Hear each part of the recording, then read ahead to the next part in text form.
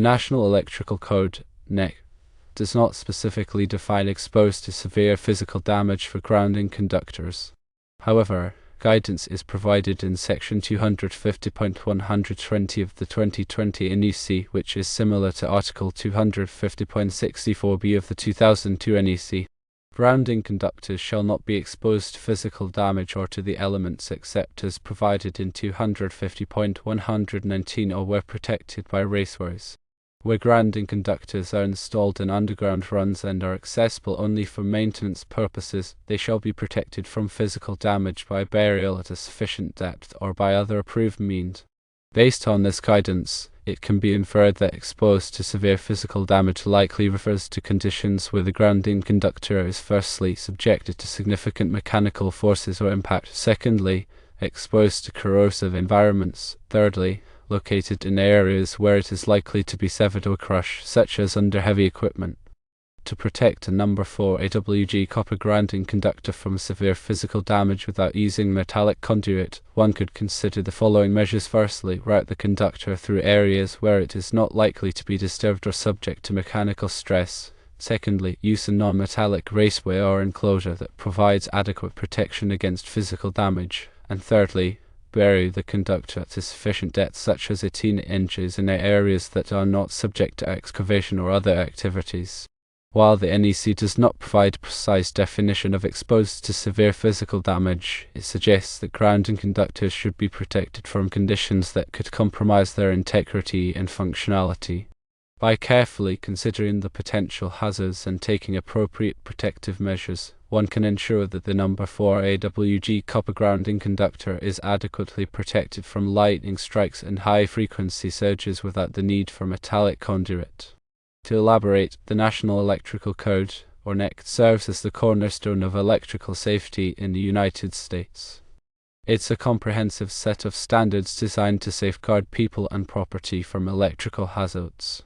Grounding, in particular, plays a vital role in this safety net. It provides a path for fault currents to flow back to the source, tripping circuit breakers or fuses and preventing dangerous voltage buildup. A grounding conductor is the unsung hero that makes this process possible. It's the low-impedance pathway that connects electrical equipment and systems to the earth, ensuring that any stray voltage is safely dissipated. When the NEC talks about protecting grounding conductors from physical damage, it's not just being cautious, it's addressing a real and present danger. A damaged grounding conductor can compromise the entire grounding system, leaving electrical equipment and people vulnerable to shocks and electrocution. So, what exactly constitutes physical damage? The NEC doesn't offer a rigid definition, but it's safe to assume that any condition that could compromise the conductor's integrity falls under this umbrella. This includes things like direct impact from heavy objects, abrasion from rubbing against sharp edges, and exposure to corrosive substances that could weaken the metal. Now let's talk about severe physical damage. This is a step above regular physical damage, implying a more significant and immediate threat to the grounding conductor. It could involve situations where the conductor is likely to be completely severed, crushed, or otherwise rendered useless. Think of a construction site where heavy machinery is constantly moving around, or a factory floor where corrosive chemicals are routinely used. These are the kinds of environments where severe physical damage is a real concern. The NEC allows for some flexibility in how grounding conductors are protected. While metallic conduit is a common solution, it's not always the best option, especially when dealing with high-frequency surges like those caused by lightning. Metallic conduit can actually impede the flow of these surges, creating a high-impedance path that defeats the purpose of the grounding conductor. That's why the NEC makes an exception for situations where the grounding conductor is not exposed to severe physical damage. In these cases, you can run the conductor without conduit, provided that you take other measures to protect it. So, what are these alternative protective measures? Firstly, routing the conductor through a safe zone is paramount. Choose a path where it's unlikely to be disturbed or subjected to mechanical stress. This might involve running it along walls, above ceilings, or under floors, as long as it's not in a location where it could be easily damaged. Secondly, consider using a non-metallic raceway or enclosure. These provide a physical barrier between the grounding conductor and the outside world, protecting it from impact, abrasion, and corrosion. Non-metallic options like PVC conduit or fiberglass enclosures are particularly effective in corrosive environments. Thirdly, burying the conductor at a sufficient depth is a great option for outdoor installations. The NEC typically requires a minimum burial depth of 18 inches, but you may need to go deeper depending on the specific conditions of the site. Just be sure to avoid areas that are prone to excavation or other activities that could disturb the buried conductor. When deciding on the best protection method, it's important to consider the specific hazards present in the environment. If the grounding conductor is likely to be exposed to corrosive chemicals, then a non-metallic raceway is a must. If it's in an area where heavy equipment is operating, then burying it at a sufficient depth or using a robust enclosure is the way to go. Ultimately, the goal is to create a grounding system that is both effective and reliable. This means protecting the grounding conductor from any potential threats that could compromise its integrity. By carefully considering the risks and implementing appropriate protective measures, you can ensure that your electrical system is properly grounded and safe for years to come.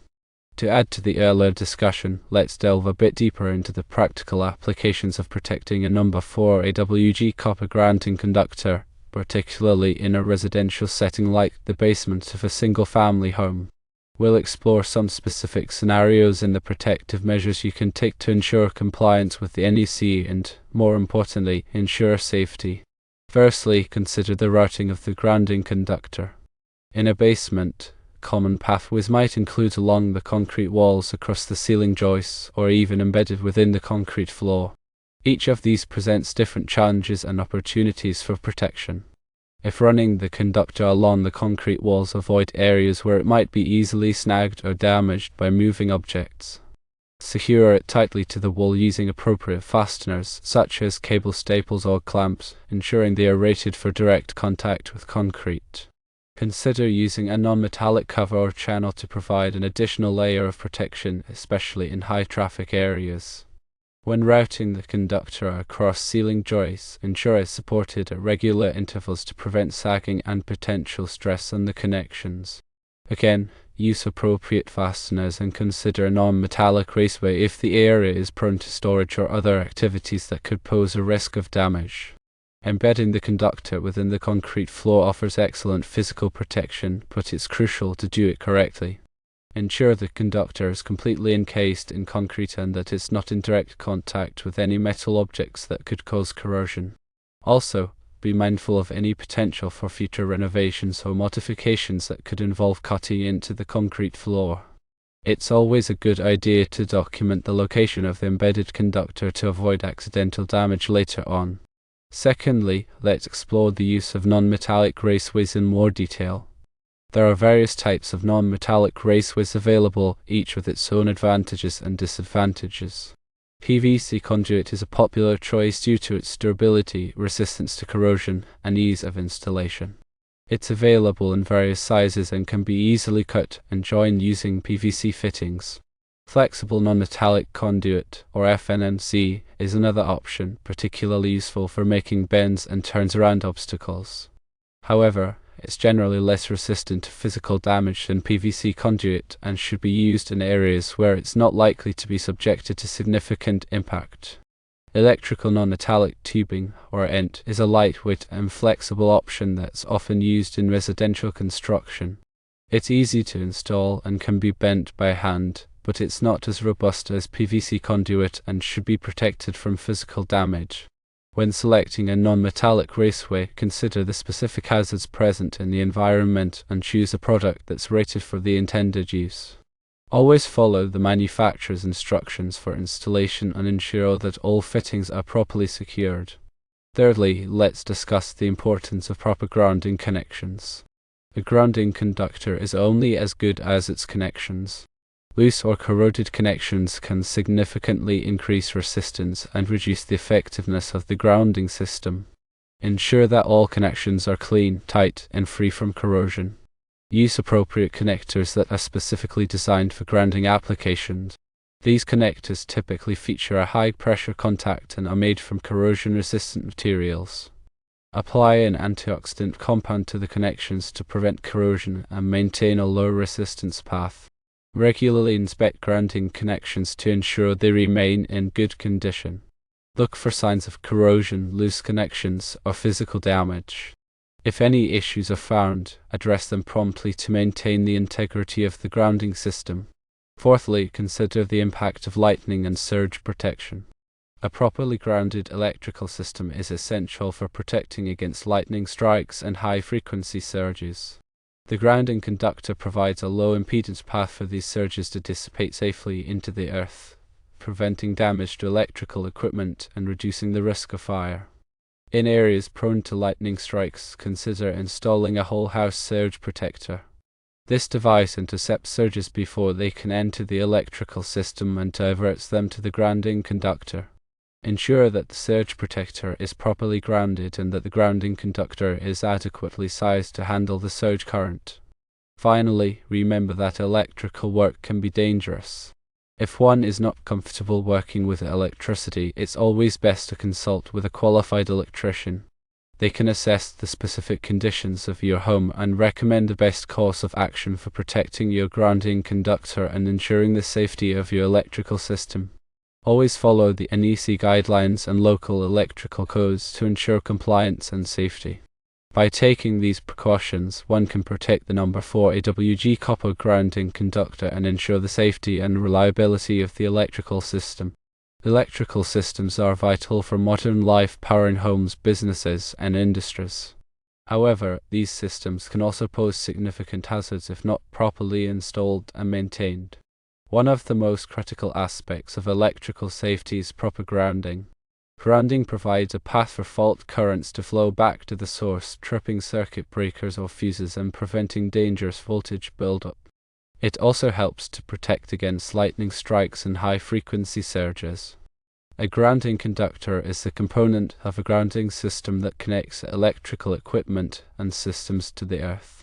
It's typically a copper wire or cable that provides a low impedance path for fault currents to flow.